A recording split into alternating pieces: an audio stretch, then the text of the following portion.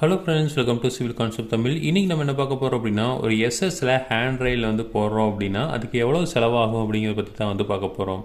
So பெரும்பாலும் பார்த்திங்க அப்படின்னா வீட்டுக்கு வெளியில் இருக்கிறதுக்கு வந்து நம்ம வந்து எம்எஸ் போட்டுருவோம். பட் வந்து உள்ளே இருக்கிறது பார்த்திங்க அப்படின்னா நம்ம வந்து எஸ்எஸ் போட்டால் வந்து நல்லாயிருக்கும் அப்படிங்கிறனால எஸ்எஸ்ல தான் வந்து யூஸ் பண்ணுவோம். அதாவது ஸ்டெயின்லெஸ் ஸ்டீலில் வந்து யூஸ் பண்ணுவோம். துரு பிடிக்காது. ஸோ பார்க்குறக்கு வந்து ரொம்ப ப்ளீஸிங் அப்பியரன்ஸ் இருக்கும் அப்படிங்கிறனால அதை நம்ம யூஸ் பண்ணுறோம்.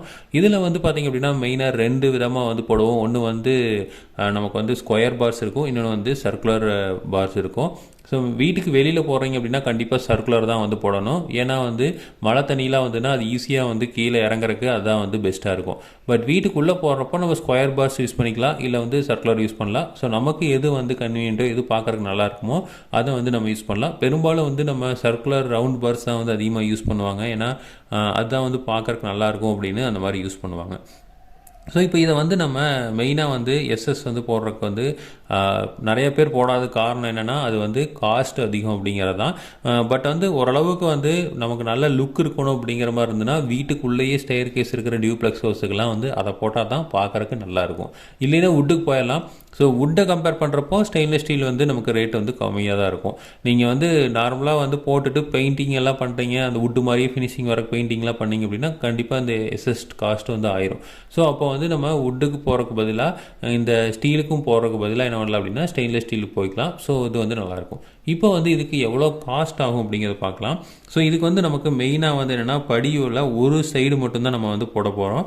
ஸோ ஒரு சைடு போடுறதுக்கு வந்து பார்த்திங்க அப்படின்னா ஒரு லென்த் ஸோ 3 இதாக போடுவோம். ஸோ இப்போ இது எடுத்துக்கிட்டிங்க அப்படின்னா இது வந்து மெயின் ஹேண்ட் ரயில் வந்து ஒன்று இருக்கும்.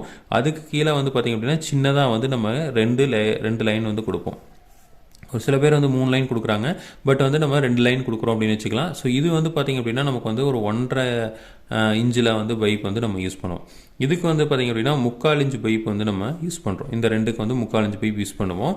அது மட்டும் இல்லாமல் அடுத்து என்ன இருக்கும் அப்படின்னா ஒரு ஸ்டெப் விட்டு ஒரு ஸ்டெப்பு வந்து குறுக்கு கம்பி வரும். ஸோ இந்த மாதிரி ஒரு ஸ்டெப் விட்டு ஒரு ஸ்டெப்பு வந்து இந்த மாதிரி குறுக்கில் வந்து கம்பி வந்து நம்ம வச்சுருப்போம்.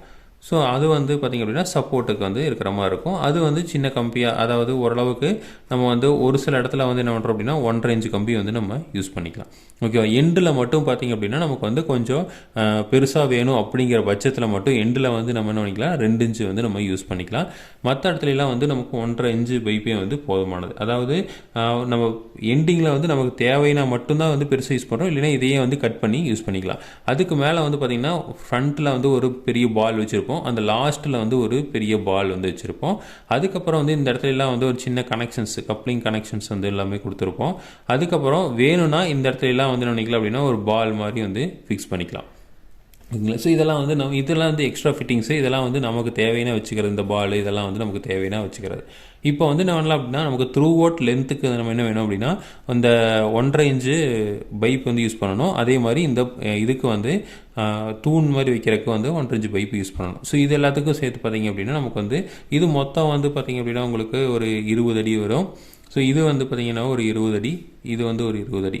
ஸோ கீழே இருக்கிற இந்த தூணுக்கெல்லாம் சேர்ந்து வந்து ஒரு 20 அடி அப்படின்னு வச்சுக்கலாம். ஸோ மொத்தம் வந்து ஒரு 80 அடி அந்த ரேஞ்சுக்கு வந்து நம்ம வாங்க வேண்டியது வரும். ஓகேங்களா. ஸோ 80 அடி வந்து நல்ல ஃபஸ்ட் குவாலிட்டி 304 அப்படிங்கிற குவாலிட்டி இருக்குது, 420 அப்படிங்கிற குவாலிட்டியில் இருக்குது.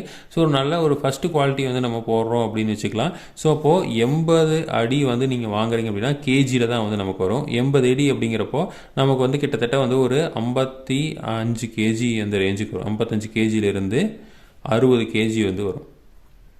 ஓகேங்களா. ஸோ அப்போது நமக்கு 60 கேஜி அப்படிங்கிறப்போ ஒரு கேஜி வந்து பார்த்திங்க அப்படின்னா நமக்கு வந்து ஒரு 300 ரூபாய்க்கு கிடைக்கிது. அப்போ வந்து பார்த்திங்கன்னா உங்களுக்கு வந்து என்ன ஆகும், ஒரு 18,000 ரூபா வந்து இதுக்கு ஆயிடும்.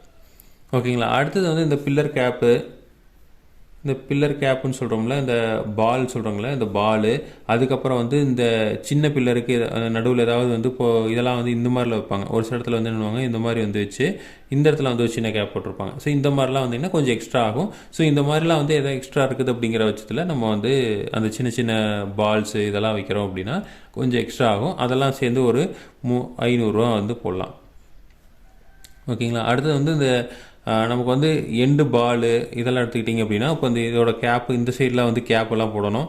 ஸோ இந்த எண்டில் வந்து நம்ம கேப்பெல்லாம் போடணும். ஸோ அதெல்லாம் வந்து சேர்த்திங்க அப்படின்னா நமக்கு வந்து ஒரு 500 ரூபா எடுத்துக்கலாம். ஓகேங்களா. ஸோ ஏன்னா இந்த எல்லா இடத்துலையுமே இது போடணும், சின்ன சின்ன இடத்த ஃபிட்டிங்ஸ்லாம் வரும், இதெல்லாம் இருக்கும். ஸோ இதெல்லாம் தான் வந்து மெயினாக நாம் இது. ஸோ இது பார்த்திங்க அப்படின்னா நமக்கு ஒரு 19,000 வந்து செலவாயிருது. ஓகேங்களா. அடுத்தது வந்து நமக்கு வந்து ஒரு லேபரு. ஸோ லேபர் பார்த்திங்க அப்படின்னா ஒரு